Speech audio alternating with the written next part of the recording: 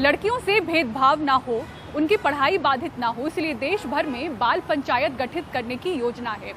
गुजरात के 5 गांव में बाल पंचायत के पायलट परियोजना की शुरुआत हुई है। ये चुनाव आखिर होता कैसे है, इसके तहत लड़कियों की समस्याओं को कैसे हल किया जाता है, ये जानने के लिए हमने बात की बाल सरपंच से। देखिए रवि रंजन शुक्ला की गुजरात से ये रिपोर्ट।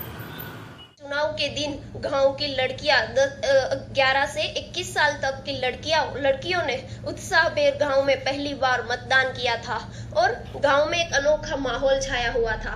फिर गुजरात में कच्छ इलाके की ये बाल सरपंच उर्मी हैं। इनके साथ आदिवासी गांव से आई उनकी साथी भारती भी हैं। दिल्ली महिला एवं बाल संरक्षण की हाई पावर कमेटी के सामने ये बहुत आत्मविश्वास से अपने अनुभवों को साझा कर रही हैं। बालिका पंचायत की बात करूं तो कच्छ के 5 गांव हुनरिया, कुकमा, मस्का, मोटांगिया और वाड़ासर में बालिका पंचायत की रचना की गई है और बालिका पंचायत में 10 से 21 साल की लड़कियों की ये पंचायत है। हम जानते हैं कि हमारे त्रिस्तरीय पंचायती राज में महिलाओं के लिए 50% अनामत रखी गई थी, पर अंतिम तबक्के के जो गांव है उसमें अगर कोई महिला सरपंच है तो उसकी पंचायत की तमाम कामगिरी उसके पति पिता या भाई करते हैं। मतलब क्या होता है कि महिलाओं को सत्ता तो मिल रही है पर शासन करने की व्यवस्था में अभी थोड़ी सी कचास है। तो इन प्रश्नों का निवारण लाने के लिए बालिका पंचायत की रचना की गई। आज भारती और उर्मी जैसी बाल सरपंच की कोशिशों के चलते महिला सशक्तिकरण से जुड़े संगठन इनसे मिलकर काम करना चाहते हैं।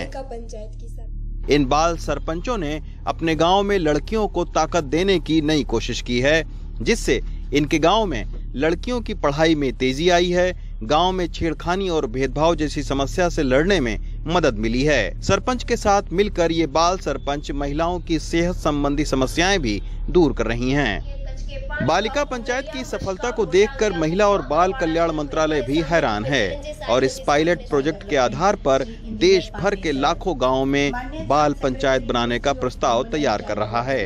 गुजरात में एक एक्सपेरिमेंट या फिर एक प्रयोग के नाते शुरू हुआ, उसको हम राष्ट्र भर में ले जाएं। हमने इस विषय को मंत्रालय में चर्चा करके अब निर्णय किया है कि बालिका पंचायत की व्यवस्था हम लोग देश भर में करेंगे, प्रदेश सरकारों के साथ मिलकर। पिछड़े इलाके में भेदभाव और गरीबी की शिकार महिलाओं के लिए बाल पंचायत एक उम्मीद की रोशनी साबित हो सकती है। गुजरात में केवड़िया से रवि रंजन शुक्ला, NDTV इंडिया।